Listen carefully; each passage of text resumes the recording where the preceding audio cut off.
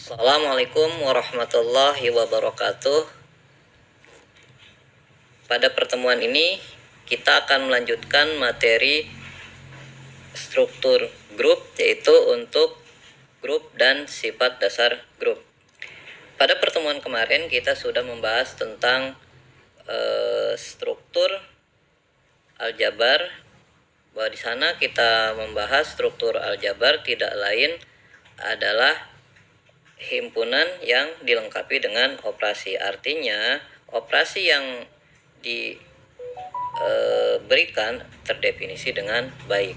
Dan di sana juga kita sudah membahas bahwa operasi itu tidak lain adalah pemetaan, dan kita tahu bahwa pemetaan itu tidak lain adalah aturan yang memasangkan setiap anggota domain tepat satu pada anggota kodomain. Nah, tepat satu di sana kalau di operasi kita katakan sebagai adalah hasil operasinya adalah satu atau hanya satu buah, dan dipetakan pada anggota dengan anggota kodomain, artinya tidak keluar dari kodomain, dan di dalam operasi kita katakan sebagai sifat tertutup ya. Nah, itu kaitannya dengan pemetaan. Nah, sekarang pada pembahasan ini kita akan fokus pada struktur grupnya. Struktur grup G dengan operasi bintang disebut grup jika memenuhi beberapa syarat berikut. Pertama, operasi bintang pada grup tersebut bersifat asosiatif. Yang kedua, adanya anggota yang berperan sebagai identitas, dan setiap anggotanya memiliki inverse. Nah, untuk selanjutnya grup sembarang ini kita tandai menggunakan huruf G kapital. Dan karena grup ini adalah struktur, dan di pertemuan sebelumnya kita sudah membahas bahwa struktur itu adalah ditandai menggunakan pasangan terurut, yang komponen pertama adalah himpunannya, dan pasangan kedua, komponen keduanya adalah operasinya. Dan di sini kita struktur grup ini kita tandai dengan menggunakan pasangan terurut G dan bintang ya. Contohnya, struktur grup bilangan bulat. Nah, ini dengan operasi jumlah. Lalu struktur grup bilangan rasional, bilangan real, dan bilangan bulat modulo N. Berikutnya adalah struktur bilangan bulat terhadap operasi kali. Ini bukan grup. Kenapa? Ya, tentu saja ada salah satu sifat atau adalah satu syarat grup tidak terpenuhi. Nah, untuk yang pertama, himpunan bilangan bulat terhadap kali, apa coba yang tidak terpenuhi itu? Apakah syarat strukturnya atau syarat grupnya? Syarat strukturnya tentu saja bukan. Kenapa? Karena di sini kita sudah menamainya struktur, artinya syarat struktur sudah terpenuhi. Lalu apa? Ya, pastilah satu dari 3 syarat yang sudah kita sebutkan tadi. Nah, kita bisa mengeceknya satu persatu, mana yang tidak. Minimal satu tidak terpenuhi, apalagi semuanya terpenuhi ya, satu saja sudah cukup. Nah, sekarang kita perhatikan, untuk menyangkal bahwa struktur bilangan bulat terhadap kali itu bukan grup, kita cukup mengambil contoh penyangkal. Berarti kita harus memilih mana anggota yang menyebabkan ia bukan grup. Nah, berarti kita pilih ya, pilih. Nah, itu kita pilih, kita untuk menentukan yang ini. Yang pertama kita pilih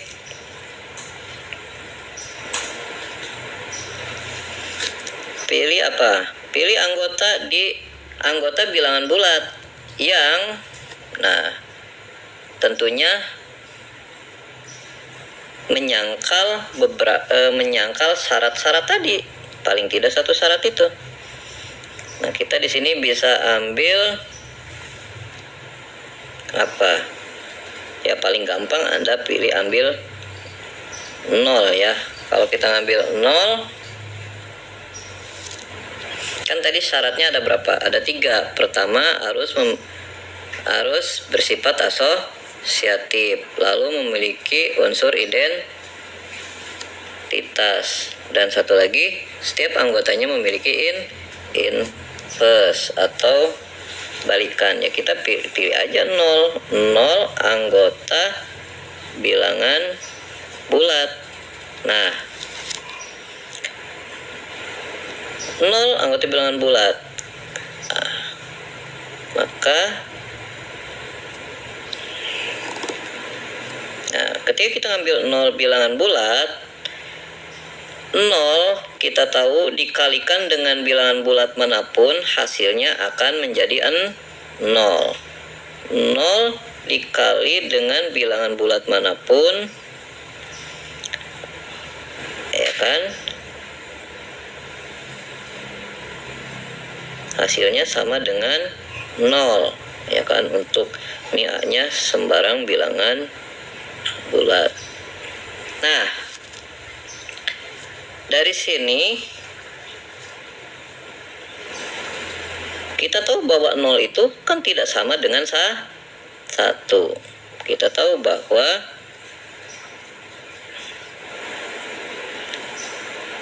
kita tahu bahwa 0 kali A itu sama dengan A kali 0 sama dengan 0. 0 tidak sama dengan 1. Artinya bahwa 0 kali A itu tidak sama dengan 1. Nah, di sini berarti kita bisa menyimpulkan bahwa kita tidak akan ketemu B anggota bilangan bulat, sehingga AB sama dengan BA sama dengan 1. Ya kan? Kenapa? Karena di sini 0 kali A kali 0 pasti hasilnya 0, tidak akan pernah sama dengan 1. Jadi kita tidak akan menemukan B, sehingga B dikali A sama dengan 1 ya. Dengan A-nya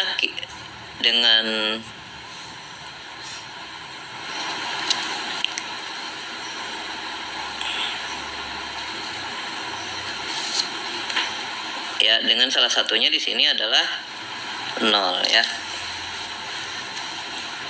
Dengan A-nya kita pilih di sini adalah 0. Atau kita tidak akan bisa menemukan, kalau disamakan lambangnya berarti kita tidak akan bisa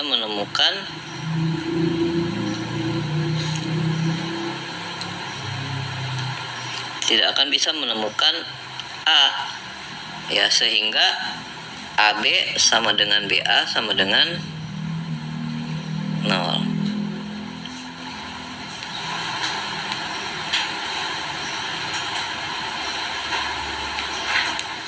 Atau kalau kita ganti langsung ya, di sini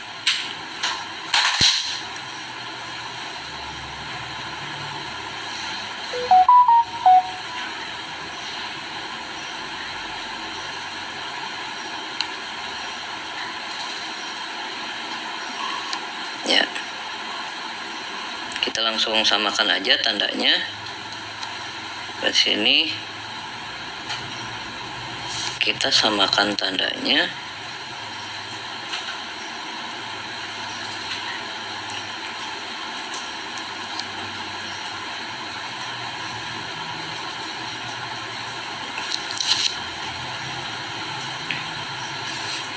ketika kita punya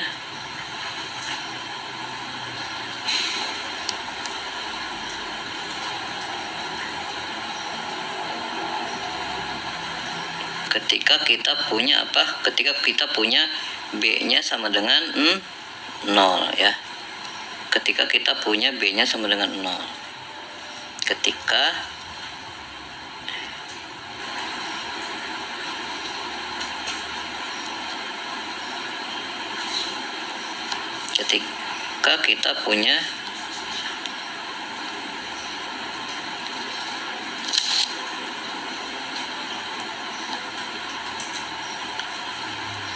Ketika kita punya B-nya sama dengan 0. Ya.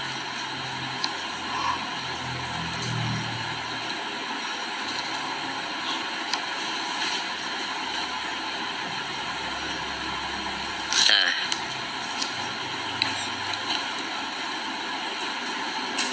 jelas. Jadi di sini struktur bilangan bulat terhadap kali itu bukan grup. Kenapa? Karena ada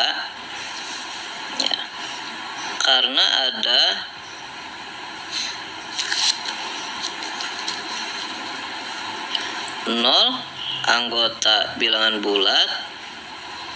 Nah,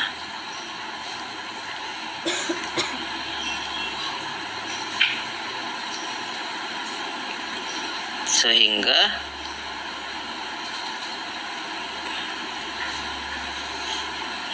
nol dikali A sama dengan A kali 0 tidak sama dengan 1.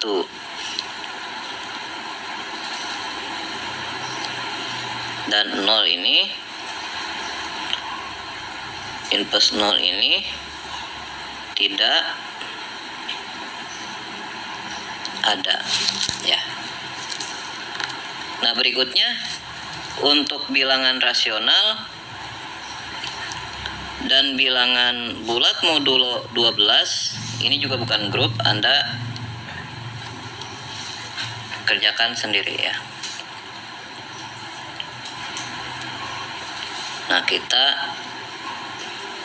masuk ke berikutnya. Misalkan MQ ini adalah himpunan matriks 2 kali 2 yang entry-entrynya adalah bilangan rasional. Nah, struktur MQ terhadap jumlah ini jelas adalah grup. Sementara terhadap kali, apakah grup?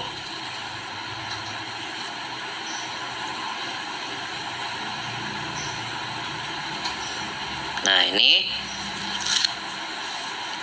untuk yang pertama terhadap jumlah, karena Q-nya adalah grup terhadap jumlah, tentu saja sifat ini akan terbawa di MQ. Kenapa? Karena dari sifat penjumlahannya itu. Definisi penjumlahannya di situ tidak lain, penjumlahan anggota MQ itu tidak lain adalah penjumlahan entry-entrynya, sehingga penjelasan ini yang mengakibatkan MQ adalah grup terhadap jumlah. Berikutnya MQ terhadap kali, apakah ini grup? Nah, sebelum menjawab itu grup atau bukan, Anda perhatikan definisi dari operasi kali pada MQ. Nah, seperti operasi kali pada matrik pada umumnya, nah, kita cek persyaratan inverse, terus asosiatif, dan unsur nolnya, unsur identitasnya. Untuk asosiatif jelas, untuk unsur kesatuannya. Nah, untuk unsur kesatuan atau identitas dan balikan ini harus kita perhatikan. Di sini kita tahu bahwa tidak semua matrik itu determinannya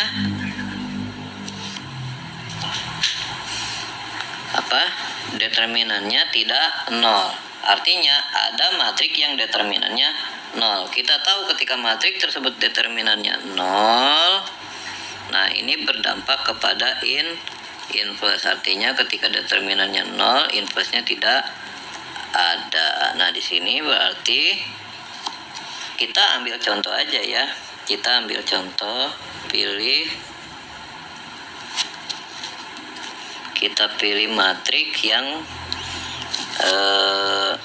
menyebabkan MQ terhadap kali ini bukan grup ya. Kita pilih matriknya adalah 1 1 1 1, anggota dari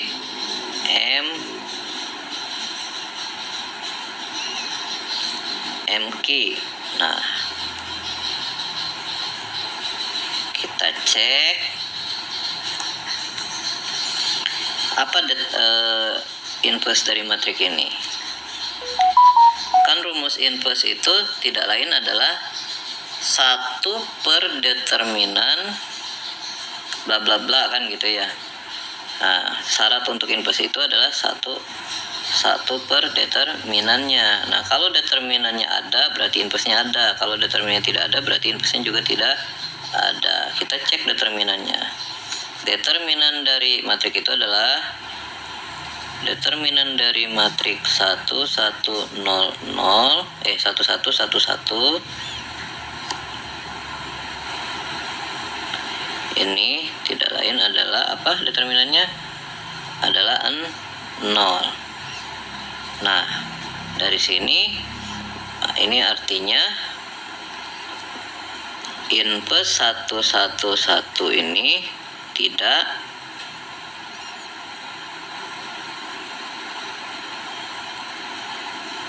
ada ya.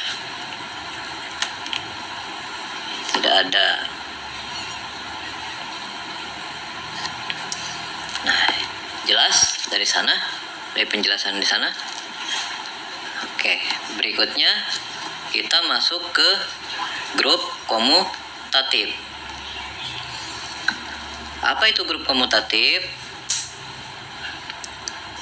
Suatu grup disebut komutatif jika operasi pada grup tersebut bersifat komutatif. Jadi ini klasifikasi ini berdasarkan sifat operasinya ya. Ketika sama seperti struktur yang sudah kita bahas pada pertemuan sebelumnya ya. Ketika operasinya komutatif, baik struktur ataupun grup ini ya dikatakan grup komutatif. Secara umumnya tadi struktur komutatif ya. Nah, contohnya adalah grup bilangan bulat, grup bilangan rasional, grup bilangan real, dan grup bilangan bulat modulo n. Ini semuanya adalah grup komutatif terhadap jumlah.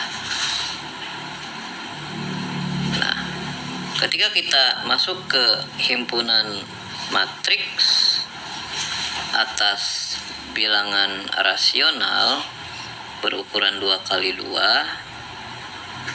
Nah, lalu kita punya subnya, katakanlah NQ. Ini adalah matrik pada MQ yang invertible. Nah, tentu saja NQ terhadap operasi kali ini adalah membentuk grup, namun tidak komutatif. Ini disebabkan dari perkalian matrik ya. Karena matrik itu ketika kita pertukarkan, nah itu dia hasil operasinya beda. Nah, nih ada beberapa penyingkatan dan tanda ya untuk grup. Misalkan G adalah grup dengan operasi bintang. Nah, untuk selanjutnya kita cukup menyebutnya grup G. Artinya ketika Bapak berbicara grup G itu berarti operasinya bintang. Artinya grup itu dilengkapi dengan operasi. Jadi tidak perlu menyebut G, bintang atau pasangan terurut G dan bintang, nggak harus seperti itu. Cukup menyebut grup G saja, itu artinya grup G dilengkapi dengan operasi. Operasinya sembarang ya. Nah, berikutnya A bintang B cukup ditulis AB saja. Artinya ketika Bapak nyebut AB itu berarti hasil bintang A dan B. Nah, inverse unsur A nanti selanjutnya dilambangkan A pangkat negatif 1 atau pangkat negatif 1 dari unsur A. Ya.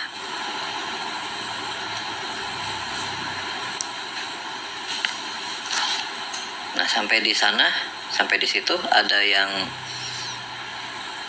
mau ditanyakan? Oke, kita lanjut sifat dasar grupnya. Baiklah, sifat yang pertama adalah sebagai berikut. Misalkan G suatu grup, nah inverse suatu unsur G adalah dirinya sendiri. Nah, bisa kita tulis adalah pangkat negatif 1 dari pangkat negatif 1 dari X itu sama dengan X. Nah, sifat berikutnya, bagian satunya lagi, yaitu inverse hasil kali X dan Y atau inverse hasil operasi X dan Y tidak lain adalah hasil operasi inverse X dan inverse untuk sifat dasar Bapak ulangi dulu. Baiklah, sekarang kita masuk pada sifat dasar grup. Sifat yang pertama, jika G suatu grup, maka inverse suatu unsur di G adalah unsur itu sendiri. Ditandai seperti yang terlihat pada slide.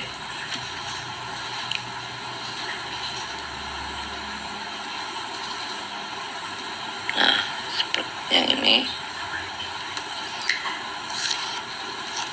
Berikutnya, inverse dari hasil operasi X dan Y tidak lain adalah hasil operasi inverse Y dan inverse X. Ini berlaku untuk semua X dan Y di G. Ya. Nah, untuk sifat yang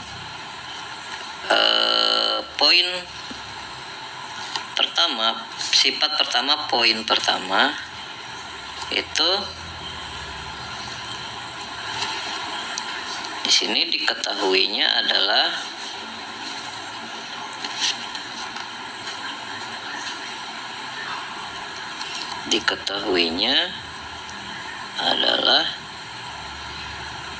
G grup. Ya, G grup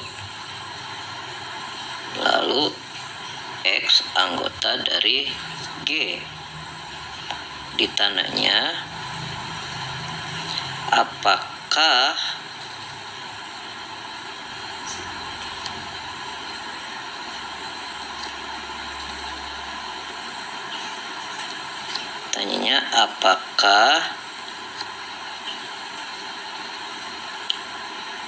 inverse dari inverse X itu X sendiri atau bukan. Nah, buktinya adalah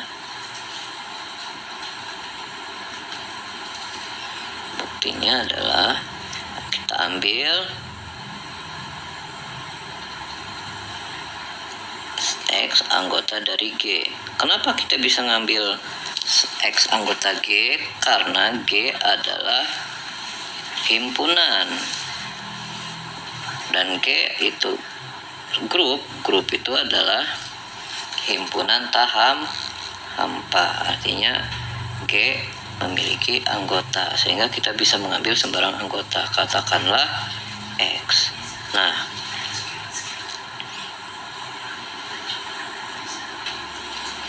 kita tahu bahwa setiap grup anggotanya memiliki inverse. Maka dari sana kita tahu bahwa ketika kita mengambil X anggota G, maka akan ada inverse dari X.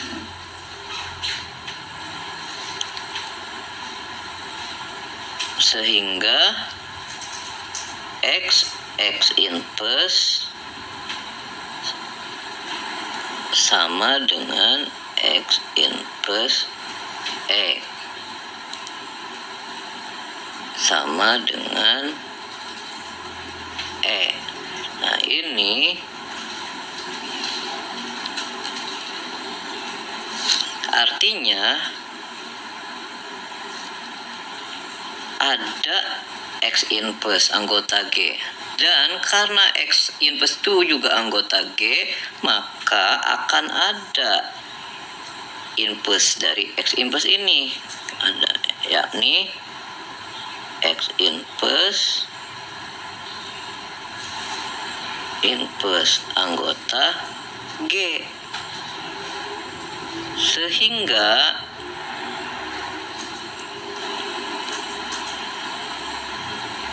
X inverse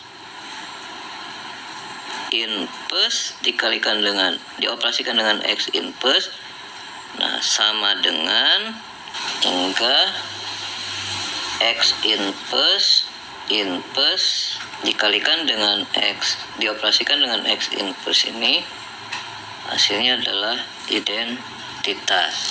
Nah, di sini kita peroleh bahwa di sini nih yang sifat yang ini Anda cek kembali. Nah, kita bisa menurunkannya dari sini bahwa X inverse itu kita tarik aja, ini adalah X inverse. Nah, berarti ini kiri dan kanan kita bisa mengoperasikan dengan inverse-nya ya. Nah, di sini X inverse ini. Nah, kita bisa manfaatkan sifat ini dan yang tadi ya, yang pertama. Di sini kita di negatif di inverse-kan ya. Kan tadi kita punya yang pertama apa tadi? Yang pertama coba kita ulang ini lagi ya. Tadi yang pertama itu adalah X inverse sama dengan X inverse X sama dengan E. Nah, tadi yang pertama yang ini, sekarang yang ini. Jadi kita punya dua. Katanya tadi yang ini adalah I. Yang ini adalah II. Nah, yang ini dan yang ini, dua ini bisa kita jadikan kita jadikan dasar ya untuk menentukan inverse dari X inverse itu. Jadi dari sini kita punya X inverse ini tidak lain adalah X inverse dioperasikan dengan E ya. Nah, dari sini kita punya E ini bisa kita ganti dengan I, bisa juga kita ganti dengan yang II ya kan. Nah, kalau kita mau gantikan dengan yang II ya boleh yang ini ya kan. Nah, berarti kita pakai di sini berarti nih ntar layarnya terlalu ini Anda udah tahu. Nah, biar tidak terlalu penuh ya. Nah, sini maka di sini X inverse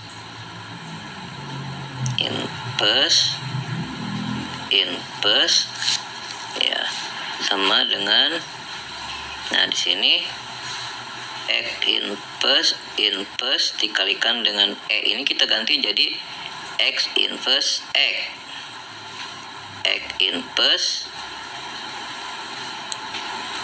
ya berdasarkan I. Oke, berdasarkan I. Nah, kita ganti E-nya dengan I ya kan, X inverse X. Nah, lalu di sini kita tahu bahwa grup itu bersifat asosiatif. Maka di sini yang awalnya X inverse dan X yang didahulukan operasinya, sekarang kita tukar. Jadi X inverse yang didulukan dengan X inverse ini ya. Jadi X inverse dioperasikan dengan X inverse ya. Nah, ini yang kita dahulukan, X-nya kita keluarkan, kan gitu. Nah, kita tahu bahwa X inverse dengan X inverse ini berdasarkan sifat tadi yang I ini nih adalah hasilnya identitas. Makanya ini kita ganti jadi E, yang ini tetap. Nah, E dengan X adalah X itu sendiri, sehingga terbukti bahwa inverse dari inverse X adalah X itu sendiri. Jelas ya? Nah, kita hapus layarnya. Sekarang kita ke sifat berikutnya. Nah, untuk yang bagian 2, inverse dari hasil operasi X dan Y adalah hasil operasi inverse Y dan inverse X, itu Anda kerjakan sendiri dengan cara yang sama seperti yang Bapak tadi uraikan ya. Nah, sifat berikutnya yaitu identitas dan inverse suatu grup senantiasa tunggal. Apa maksudnya? Ketika ada identitas atau inverse yang lain, itu akan sama dengan identitas yang kita sebut tadi. Kenapa? Karena tidak boleh ada identitas dan inverse yang lain. Ya, seperti itu maksudnya.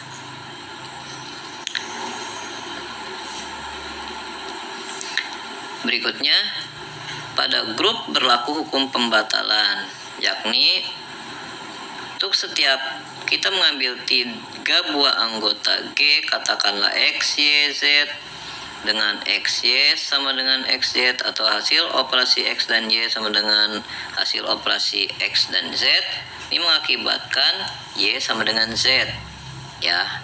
Begitu juga ketika hasil operasi Y dan X sama dengan hasil operasi Z dan X mengakibatkan Y sama dengan Z. Untuk sifat yang nomor 1 bagian pertama kan sudah Bapak jelaskan, yang nomor 2 Anda kerjakan sendiri. Nah, sekarang untuk sifat yang kedua, identitas dan inverse. Ini Anda bisa, pertama Anda asumsikan dulu ada 2 identitas pada grup yang sama, katakanlah E dan F. Nah, untuk sifat yang nomor 2 ya, kita bahas identitas dulu ya. Nah, Bapak akan membahas yang identitasnya. Ya, yang ini aja nih. Sebentar. Nah, yang identitas ya. Untuk yang identitas, kenapa tunggal? Nah, ini untuk menyatakan dia tunggal, kita andaikan dia tidak tunggal dulu. Nah, andaikan, ini berarti diketahuinya dia katakanlah misalkan ini kita misalkan nih ya, misalkan E dan F ini adalah identitas, misalkan identitas G. Nah, identitas G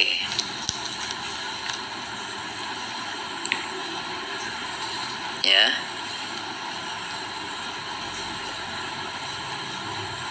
akan kita tunjukkan E sama dengan F. Nah, ini yang akan kita tunjukkan. E sama dengan F. Artinya bahwa hanya ada satu identitas. Karena E dan F-nya sembarang ya, jadi artinya apapun identitasnya itu hanya satu, nggak ada yang lain. Hanya identitas itu yang itu aja. Nah, sekarang kita buktikan. Ini kita bisa menggunakan definisi dari identitas ya. Nah, kita tahu bahwa karena E identitas, E tadi identitas.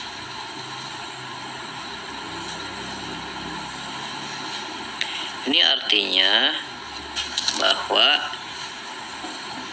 E A sama dengan AE untuk semua A anggota G ya. Nah,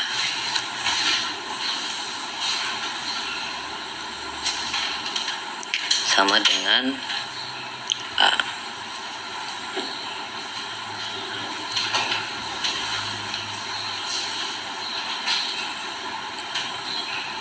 Lalu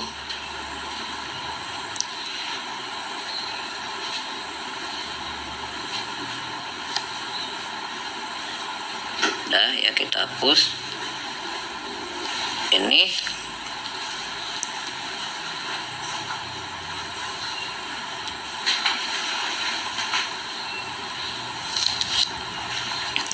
Lalu F identitas juga. Nah, ini berarti artinya FA akan sama dengan A, F sama dengan A, ya kan? Nah, sekarang kita ingin menunjukkan bahwa E sama dengan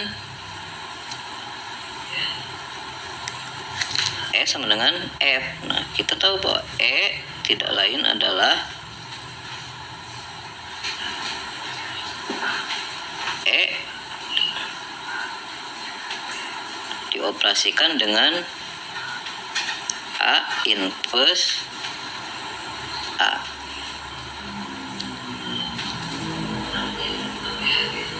Iya kan?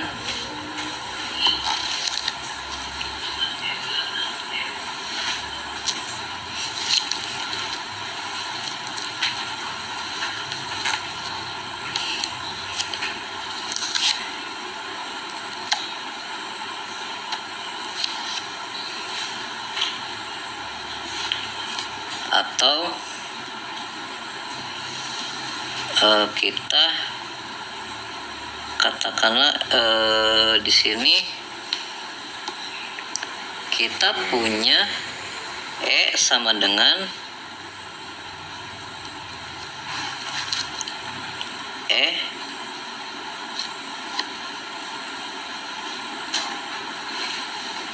tadi yang kita pakai itu tadi yang sifat yang pertama tadi. Yang pertama kita punya apa tadi yang pertama? Kita yang pertama dulu tadi. Yang pertama tadi EA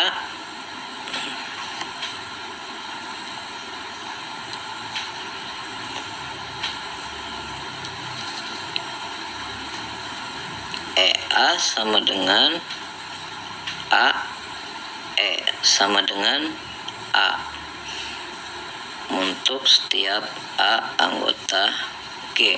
Nah, karena A-nya untuk semua anggota G, ketika kita pilih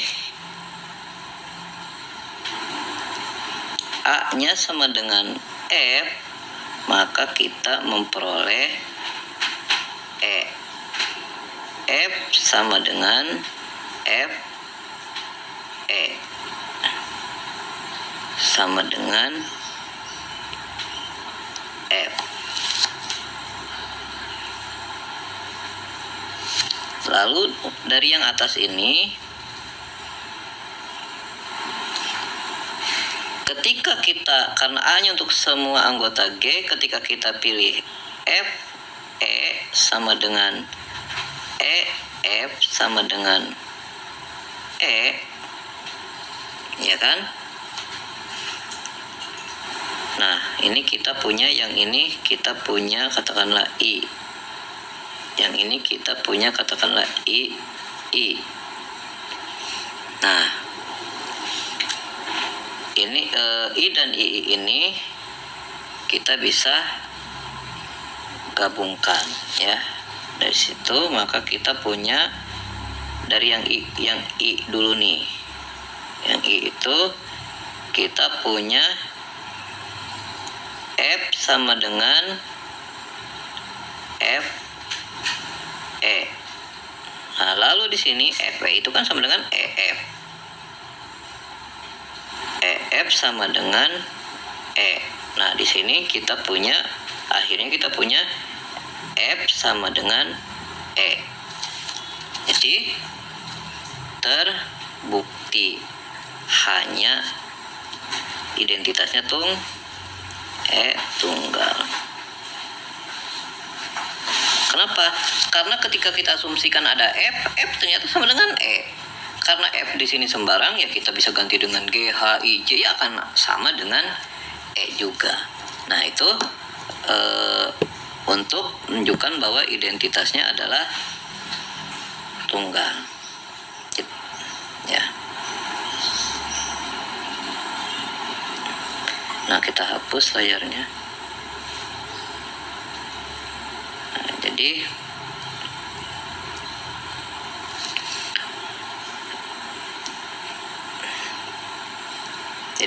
sifat 2 terbukti ya,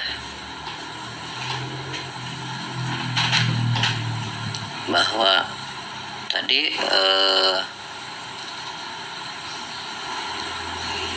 bahwa identitas itu tunggal. Nah, untuk inverse-nya Anda bisa coba sendiri bahwa inverse-nya adalah tunggal. Nah, sekarang kita yang sifat ketiga. Di sifat yang ketiga ini bahwa grup itu memenuhi hukum pembatalan. Apa sih hukum pembatalan itu? Hukum pembatalan itu artinya bahwa ketika ada dua anggota yang ketika dia berinteraksi atau beroperasi dengan anggota yang lain dan menghasilkan yang sama, berarti kedua anggota tersebut bisa diambil perwakilannya saja. Dalam hal ini si Y dan Z ini dalam hal ini ketika kita ngambil X, Y, dan Z ini kita cukup apa nih yang dibatalkannya? Yang dibatalkannya di sini adalah si X ya. Apa si Y dan Z? Nah, ternyata di sini bahwa ketika hasil operasi X dan Y, X dan Z sama, di sini si Y ternyata sama dengan Z. Berarti di sini Y dan Z ini sebenarnya bisa kita si Y dan Z ini kita bisa wakilkan ya untuk join dengan X ya. Jadi si X itu boleh dengan si Y, atau boleh dengan si X itu boleh gabung dengan si Y, juga boleh gabung dengan Z. Toh hasilnya sama. Itu yang maksud dengan hukum pembatalan. Kalau dalam bahasa grup itu adalah perwakilan. Jadi dibatalkan salah satu karena sama. Jadi diambil salah satu. Kita ingin mengambil 2 dari 3 yang sama itu kita wakili saja.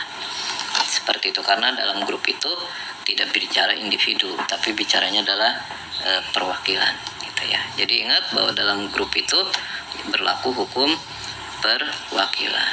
Ya, mungkin kalau kita tentang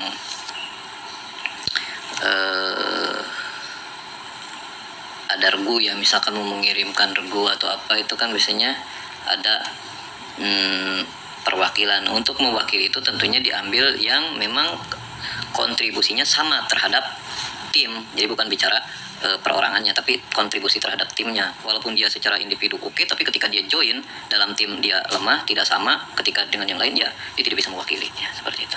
Nah, ini yang dimaksud hukum pembatalan. Kalau dalam mata kuliah lain itu disebutnya sebagai coret ya, hukum coret lah. Biasanya kalau Anda di kalkulus, di geometri, di aritmatika itu hukum pembatalan itu biasanya dengan coret kiri atau kanan. Misalkan ada dua hal yang sama pada sisi yang berbeda, itu suka dicoret gitu. Ya, nah ini untuk membuktikan ini kita cukup menggunakan informasi grup, sama seperti ketika kita tadi membuktikan poin 1 dan 2. Nah, ini juga Bapak akan ngambil 1 poin saja. Untuk yang sisanya Anda coba sendiri. Kenapa? Karena sama caranya. Cuma yang satu ada di kiri, yang satu ada di kanan. Ya, Bapak perhatikan untuk yang di kiri. Nah, di sini untuk poin 3 ini ya. Untuk 3 ini kita ambil X, Y, dan Z anggota G. Ya. Ambil X, Y, dan Z anggota G. Oke. Nah, tentu saja di sini ada persyaratannya dengan syarat seperti yang disebutkan tadi, kan syaratnya diketahui, yaitu X, Y sama dengan X, Z. Nah, karena kan di sana tadi bunyinya pada grup berlaku hukum pembatalan, yakni untuk setiap X, Y, Z anggota G dengan X, Y sama dengan X, Z. Nah, berarti itu satu kesatuan ya. Jadi itu juga pas pengambilan kita masukkan. Jadi ambil X, Y, dan Z, ini di G dengan X, Y sama dengan Z. Nah, yang dibuktikan yang mana sih? Ya, akibatnya itulah yang akan kita buktikan. Di sini adalah kita akan membuktikan bahwa Y sama dengan Z. Ya, jadi yang akan kita buktikan yang Y sama dengan Z. Nah, oke, imbasnya yaitu kita tahu bahwa ketika kita ambil X, Y, dan Z anggota G, dan G-nya itu adalah grup, maka X, Y, dan Z ini pasti ketika dioperasikan dia memenuhi hukum asosiatif. Lalu apa? X, Y, dan Z ini memiliki inverse, dan X, Y, dan Z ini karena sembarang pasti ada salah satunya yang berperan sebagai identitas, entah X kah, entah Y kah, entah Z kah, entah semuanya sebenarnya satu, yaitu identitas. Kenapa? Karena kita di sini bicaranya X, Y, dan Z itu sembarang. Kalau sembarang itu boleh sama, boleh berbeda. Ketika dia sama-sama dengan sama-sama identitas, ya berarti X sama dengan Y sama dengan Z sama dengan E. Tapi ketika dia berbeda, ya seperti tadi. Ketika dia berbeda berarti dia bisa berlaku hukum asosiatif, juga bisa dan juga memiliki inverse. Ya, sebenarnya ketika dia sama semua juga tetap memenuhi tiga ketentuan tadi ya. Nah, di sini berarti akan ada X inverse, sehingga X inverse sama dengan X inverse X sama dengan E. Lalu akan ada Y inverse, sehingga Y inverse sama dengan Y inverse Y sama dengan E. Lalu akan ada Z inverse, sehingga Z inverse sama dengan Z inverse Z sama dengan E. Ya. Nah, ini kita namanya aja nih biar nggak lupa. Yang ini adalah I, yang ini adalah I, yang ini adalah I, triple I. Nah, informasi ini nanti akan kita gunakan untuk pembuktian. Nah, tentunya bisa saja bermanfaat, bisa saja tidak ya, karena ketika kita membuktikan itu harus menggunakan kebenaran atau fakta, tapi tidak semua fakta atau kebenaran itu digunakan dalam pembuktian ya. Jadi meskipun ini benar, ya tidak serta-merta kita langsung pakai, karena setiap yang benar itu tidak harus diterapkan, tapi yang diterapkan itu adalah yang benar ya. Jadi jangan salah kaprah ya. Tidak semua yang benar itu diterapkan, tapi ketika kita akan menerapkan itu harus berupa kebenaran ya, jelas ya. Nah, sekarang kita masuk ke XY sama dengan XZ ini ya. Kita XY sama dengan XZ untuk mendapatkan Y sama dengan Z. Nah, kita akan peroleh, kita hapus dulu ini ya, kita hapus. Oke. Kalau kita nggak hapus, hilang nggak? Kalau kita nggak hapus, oh nggak. Oke, kita lanjut aja. Berarti kita tadi ingin membuktikan bahwa Y sama dengan Z.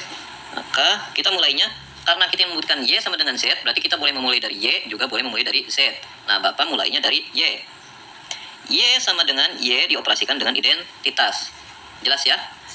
Nah, Y sama dengan Y dioperasikan dengan identitas. Tadi tuh, dari slide yang tadi. Nah, yang mana nih? Yang I atau yang II atau yang III? Yang ada kaitannya dengan Z. Nah, berarti kita bisa pakai dengan yang III itu, Z in plus Z sama dengan E, ya kan? Oke, kita balik lagi ke pembuktian. Nah, kita pakai yang tadi yang III ya, berarti sini Y dioperasikan dengan Z in plus Z in plus. Nah, gitu. Oke, berikutnya kita tahu bahwa ini berdasarkan I dan I. Nah, kita tahu bahwa setiap grup itu bersifat asosiatif. Nah, berarti kita asosiasikan ini. Yang awalnya mendahulukan Z dan Z inverse, sekarang kita dahulukan Y dan Z. Nah, Z inverse-nya belakangan. Nah, gitu. Oke. Aduh, ini gimana? Nah, dari sini kan tadi ada info bahwa YZ sama dengan XZ ya.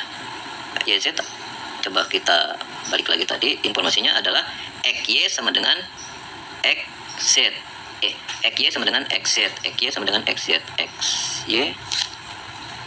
Oh, salah. Kan kita punya informasinya XY sama dengan XZ. Berarti kita harus pakai informasi yang ada XY dan XZ. Karena kita memulainya di Y, berarti kita yang ada XY. Mana XY? Nah, berarti kita pakai yang II. Kita pakai yang I, berarti pakainya yang Y ya. Oke. Ini benar, tapi tidak bermanfaat. Jadi tidak semua yang benar itu harus dipakai. Faktanya ini. Nah, tadi ucapan Bapak yang tadi itu ternyata bermanfaat di sini ya. Jadi Anda tahu bahwa jangan mentang-mentang benar harus diimplementasikan. Lah, nggak semua kebenaran menghantarkan pada tujuan, tapi nggak tujuan sampai karena kebenaran. Jelas ya? Ini benar, tapi kok nggak sampai ke tujuan, ya kan? Nah, kita ganti. Nah, oke. Bapak di sini balik lagi ya, kita hapus dulu. Hapus. Nah, ya.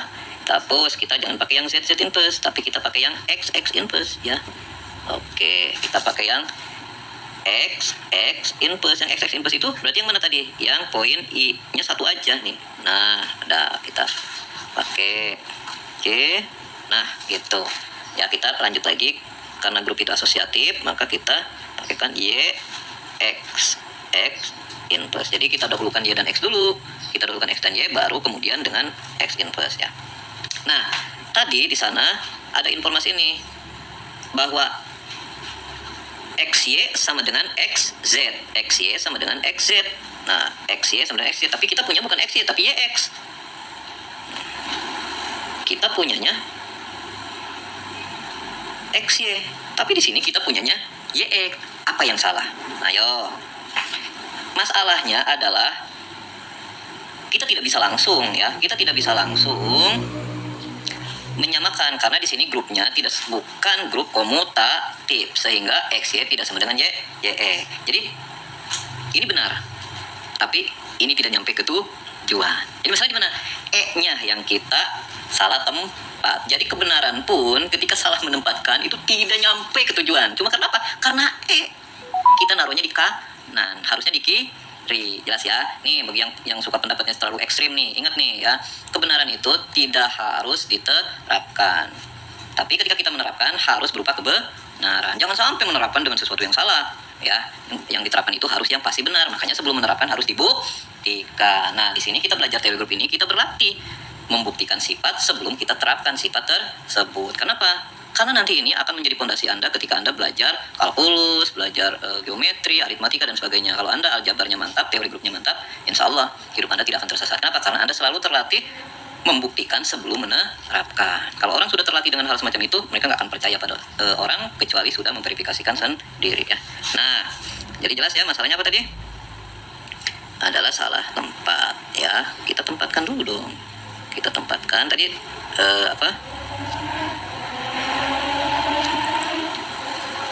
Jadi tadi penempatannya harus E-nya di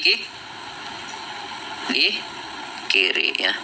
Nah, berarti kita taruh E-nya di kiri. Berarti tadi kita ingin menunjukkan tadi Y sama dengan apa? Ingin menunjukkan Y sama dengan Z ya. Oke, kita ingin menunjukkan Y sama dengan Z. Berarti kita mulai dari Y.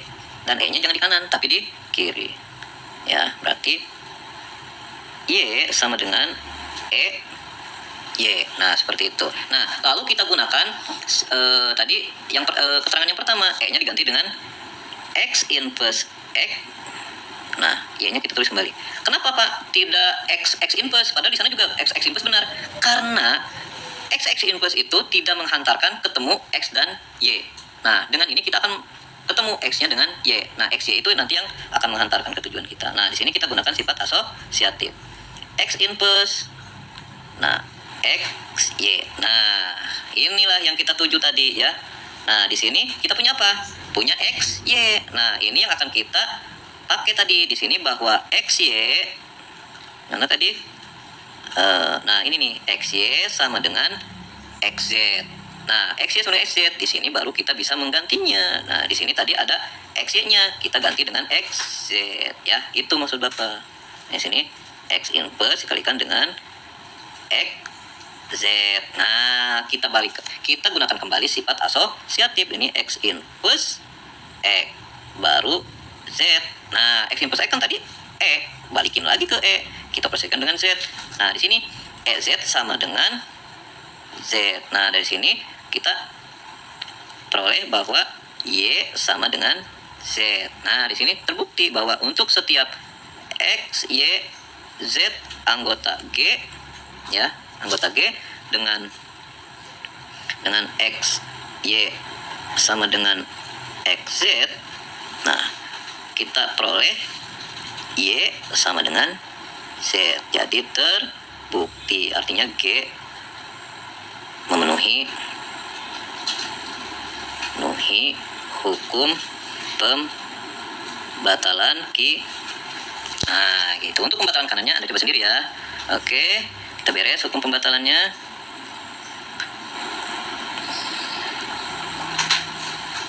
Ada yang mau ditanyakan?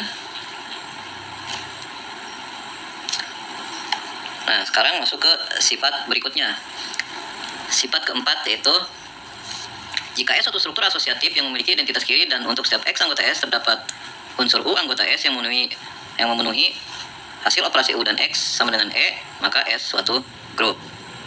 Nah, berikutnya suatu struktur asosiatif S grup jika dan hanya jika untuk setiap unsur X dan Y di S terdapat secara tunggal unsur A dan B di S yang memenuhi hasil operasi A dan X sama dengan Y dan hasil operasi X dan B sama dengan Y. Nah, itu dua sifat berikutnya. Nah, untuk kedua sifat ini Bapak tugaskan Anda yang mengerjakan karena ini udah banyak nih di berbagai literatur juga udah ada. Karena dua sifat tadi juga tiga sifat tadi udah cukup untuk Anda bisa mengerjakan dua sifat ini ya.